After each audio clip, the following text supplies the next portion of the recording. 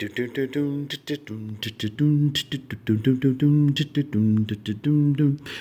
if I had money, tell you what I do. I go downtown and buy a Mercury too. It's so crazy about a Mercury. Yeah, I'm crazy about a Mercury. I'm gonna buy me a Mercury and cruise it up and down the road. Well, a girl I loved, I stole her from a friend. He got lucky, stole her back again. Said she heard he had a Mercury. Yes, she's crazy about a Mercury. She's gonna buy him a Mercury and cruise it up and down the road. Oh, yeah. Guys, Silver 5150 here. Yes, I am crazy. Not necessarily for Mercuries. I like Mercuries, but I love silver more. 100 Ukrainian Archangel Michaels from the year 2014. 14. All right, guys, it is Sunday. All right, we're heading into the week, and we're going to figure out if these markets are going to break or not. Some interesting stuff on debtclock.org. If you're not paying attention, it's not so much this dollar price, for gold and silver. I think gold's right now around $20,400 an ounce, according to the dollar to gold ratio, and silver's about $24.66 to the silver to dollar ratio. And of course, the paper contracts are expiring left and right. If you look at the gold paper contracts, it used to be something like 113 to 1 ounce of gold. But now it's something like, I think 88 to 1. No, I'm sorry. It's down to 74 to 1, which means that the LBMA, which is the London Bullion Marketing Association, cannot make delivery on a lot of these 400-ounce bars. And in fact, they've had to start giving these big fish that want gold 100-ounce bars, and that's depleting their delivery resources really rapidly, okay? In fact, I think they're kind of juggling the ball on some deliveries, saying that they're going to get them to the people that want to take delivery, but they're trying to scramble to figure out how to get some because they don't have enough. All right, and if that happens in the gold market enough, the big fish that are out there, hedge funds, what have you, that are going to want to have precious metals physically in their possession, they'll move to silver. They're not above silver, They just got to have, large enough denominations, and that'll deplete the COMEX supplies even more than that. All right, guys, I appreciate you joining me. I appreciate you putting up with me taking another week off after I did the prepper videos. If you haven't watched those, please go back and do that. I have been working on acquiring these 100 2014 Archangel Michael Ukraine coins, and we're going to go over here. We're going to go over these in a minute. But I want to do a special shout out to Fred Garr, who's providing a lot of the topic I'm going to be talking about today. And today, the topic we're going to be talking about is basically you want to acquire assets after you raise capital. So Robert Kiyosaki, in one of his books, Rich Dad, Poor Dad, he talks about the idea of acquiring assets and income-paying assets. So, you want to have like rental properties and stuff like that. But before you do that, you have to raise capital. You have to have working capital. And working capital is one of those things to where you can either have people invest in your company, prior to, getting into business, or you can somehow take out loans and get business loans at very good rates and have capital to do that way, and then go out and purchase, asset acquisition and acquire those assets you want to produce capital to not only pay you, but to pay the bills that you've racked up because you have been doing the capital raising one way or the other. I'm raising capital this way because, I see in the next phase or the new paradigm or the next wealth cycle or the silver age, however you want to call it, I plan on using my new, I guess you could say, capital, and I'm going to acquire assets using that capital. What are you doing way out there? So this is going to be on capital, silver coin. It's going to be revalued to, I hope, fair value, in which case it'll be closer to the Louisiana Purchase, wherein you were able to get 42 acres of land for 1 ounce of silver, rather than the $15.14 or whatever the hell the spot price is right now, which we know to be completely bogus. Or as Silver Game of Thrones says, it is bullshit, people. Bullshit. Whoop, whoop. Yes, it is absolute bullshit. At Silver Game of Thrones, he gave me an idea about doing what he called a Cyrillic, or I think a Cyrillic all-stars layout of coins, because I have Russian coins, St. George coins from the Federation Bank from the Federation of Russia. And then I also have those Czech coins that I showed you, but now I have these from the National Bank of Ukraine, the 2014 Archangel Michael's, and I was going to do a fillet. I sent all of my St. George's from the Russian bank, the Russian Federation Bank, to the depository. I thought I had some here, and I didn't. So you guys just seen the check coins, including the 1 kilo check line. So I wasn't going to inundate you with another serving of the check coins. We can bring those up another way, another day somehow. But in the meantime, yeah, thanks to Fred Garr. If you hadn't watched his latest video, he talks about books that he recommends you read, and there are actually some really good books in there and stuff. Check out his latest video on Fred Garr. That's Fred, Gar, all right, on YouTube. And thanks, Fred, for this idea. So yeah, guys, look here. I always talk about, purchasing a coastal home or purchasing this or purchasing that, or, getting rights or stake in a private jet company or something like that. And this is the reason why I've gone completely buck wild in the acquisition of precious metals, which is actually my way of raising cash for the next phase or the new economy. Let's just say the new economy. I'm hoping in a new economy, I can leverage this metal and turn it into the new currency or the new medium of exchange that's going to allow me to buy into the pressed or deflated properties, assets, things that are out there. Say for instance, if we can get a true valuation on silver and it turns out that you can get 100 barrels of oil from 1 ounce of silver, then by gum, I will most certainly, which is kind of crazy, but I most certainly would jump on that. I'd become an oil guy all of a sudden. I was a silver guy, I'd be silver 5150, now it'd be petroleum 5150, which I don't think petroleum is going to be very big in the future of a lot of economies. I think with this drawdown they're having now and the problems they're having now, it's very telling as to where petroleum is going to go in terms of its use in transportation. Use in other products, plastic products and medical stuff and all of the other petroleum-based products, which are types of plastics and stuff, that's going to be prevalent in our society, but not so much the energy thing. Let's take a close look at one of these boxes from the Bank of Ukraine.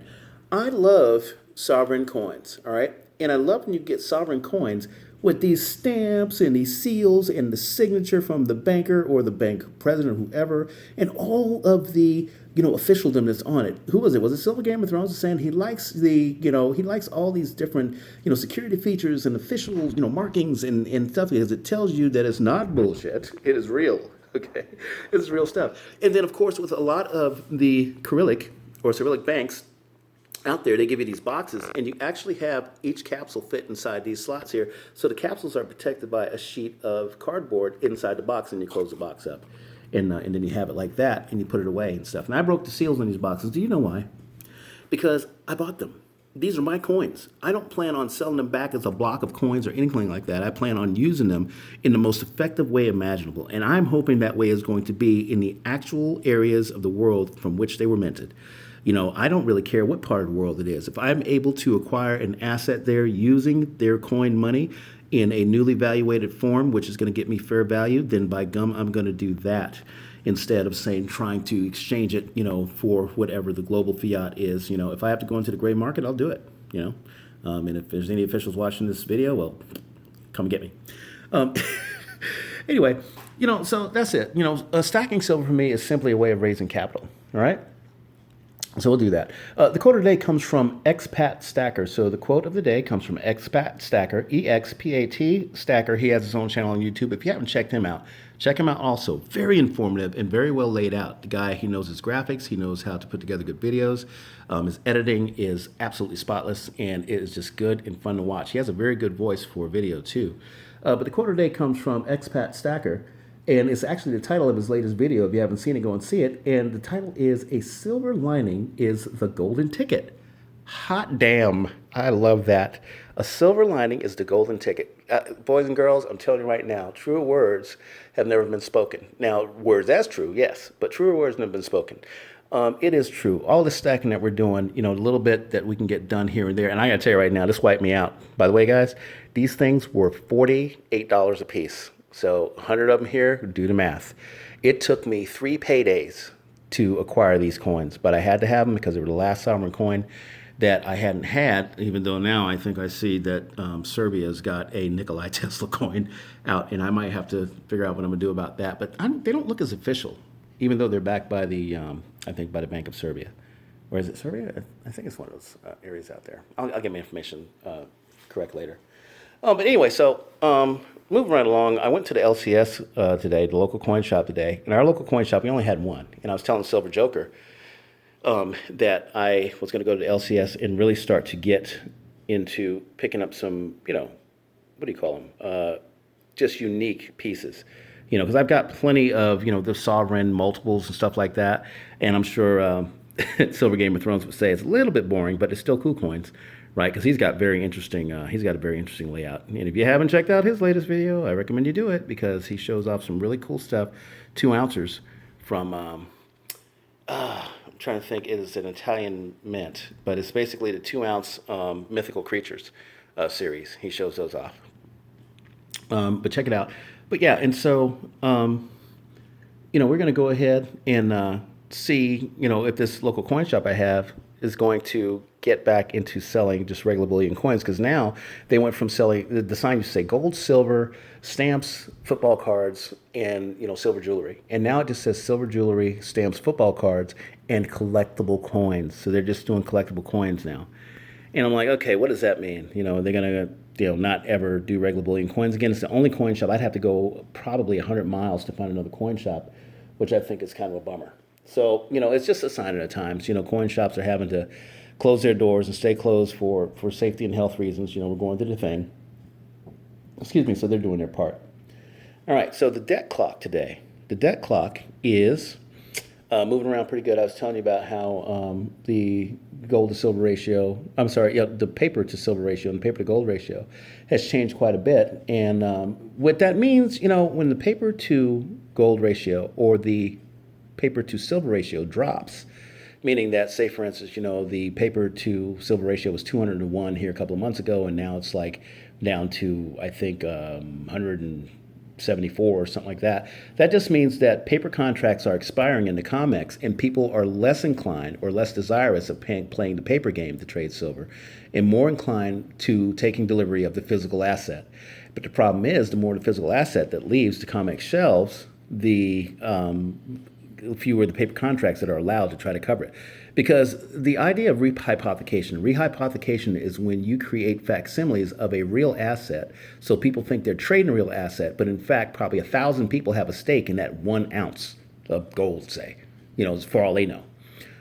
But that's okay because, nobody's ever going to take delivery. But, well, what happens if 3 people take delivery? Now you've got a problem because you don't have enough gold because you rehypothecated it too much. And so that's what's going on with silver and gold. And so as you look on the debt clock and you watch it, and I suggest you start watching it because it's going to do the quickening highlighter. The quickening is going to be happening on the debt clock. Is, of course, it's a gauge that we gauge the amount of hyperinflation that's entering into gold and silver, all right? And, to lesser degree, the debt that we're racking up and the liabilities and, versus the amount we're actually bringing in. But it is an excellent tool. The debt clock is an excellent tool to track and trace the amount of hyperinflation inside each ounce of silver, each ounce of gold, according to the COMEX's own calculations. Okay? So let's just keep an eye on that. Everything has been going swimmingly well for the stock markets. They've been pumping it up and they've been, pumping all this money in there. And in fact, I told you guys in my last video that they've put like $12 plus trillion into the global markets to try to keep things stable. And that's just out of the Federal Reserve. We're talking dollars. I don't know what the European Central Bank is doing. I don't know what the Bank of Japan is doing or, what was that? What's my favorite bank? Oh, People's Bank of China. Yeah, People's Bank of China, which is one of the most powerful banks in the world. I don't know how much money they're putting in, but capital currency, how much currency they're putting in. But we put in 12 trillion so far. And how long can we keep up the pace is my question. I don't think we can keep up the pace very long. But they were able to skate by the really bad economic numbers here for the first quarter coming into April. But what happens when we get to July? July 4th weekend, of course, is going to be a very light weekend for trading. But at the same time, you're going to have a lot of economic data coming in. And I can guarantee you that the second quarter is going to make the first quarter, economically speaking, with the job numbers and all that stuff, look like a holiday. It's going to look like a holiday by comparison. And so That's definitely going to have some bearing on the markets. And we don't gauge, silver stackers, guys, we don't gauge the success in silver by the lack of success or the failure in the equity markets, meaning the NASDAQ, the Dow, small caps, and S&P 500. We gauge success in silver by what silver actually does. Right now, the only gauge we really have are the debt clock to see hyperinflation entering silver and the premiums from the retailers and the inventories of the retailers to see what the real demand is. That's all we got right now. So we have to deal with that. In other news, I had ordered, and I was hoping it would be here by now, guys, but about a month and a half ago, I ordered from JM Bullion. I wouldn't say it's overpriced because I understood the value of this coin. It was a 2015 kilogram silver panda proof. So let me say that again. It was a 2015 silver panda kilogram proof. And they wanted 900. Hi, Gary. Gee, man, he's awake. So they had this thing, and they were going to. Oh, hang on, he's waking up. He's going to make a lot of noise. So I had this thing at JM Bullion, and they were going to send it to me like everything else, and they take the money and they everything, and and they're saying, hey, it's shipped and it's on the way. And so I get a letter from them the other day saying, hey guys, hey man, we can't send you your coin right now because we don't know when delivery is going to be. I'm like, whoa, I got a tracking number. Where's my coin? All right. And so they're sitting there going, oh, well, we don't know when we're going to be able to get it because of COVID-19 and all these things. We're having all these problems and stuff. And so we don't know, would you like something else? We have a kookaburra proof if you want that. And I was sitting there going, no, I want my coin. That's what I was thinking. I want that panda because I know that's like a $1,500 coin. But they priced it the way they did, and I jumped on it when I did. And so I am waiting for it to come in. So I sent them an email back, and I said, you know what? Thanks, I'll wait. And that's all I told them. So we'll see what's going to happen with that, guys. We'll see if they're going to actually try to, get out of sending me this coin, if they're going to try to talk me into something else, if they're going to try to sweeten the deal and maybe offer me, some kind of, leverage against it. Because, I would take some quarter-ounce shipwreck silver, which is the Garasopa, SS Garasopa quarter-ounce coins from JM Bullion. If they got those things are very expensive, but I do like them quite a bit. And I'll tell you more about those later. But I think that's going to do it for today. I appreciate you guys tuning in. I think it's going to be a very exciting week. The futures are on now, but of course the president's working group on soothing the markets, they're up in front of the TV right now, I'm sure, telling everybody everything's going to be okay so the futures don't crash. So just enjoy that. See what they can do to try to doctor the markets and smooth everything out. In the meantime, I'm going to enjoy 2014 Archangel Michaels from the National Bank of Ukraine. Banknote printing and minting works. I love that. So official. All right, guys. Like, share, subscribe. Thanks for taking me back. I probably won't take very many vacations from this point. Expect a market update tomorrow morning. And then a little get-together, show and tell, and a song. Because I like singing songs. And have a good night. See you tomorrow.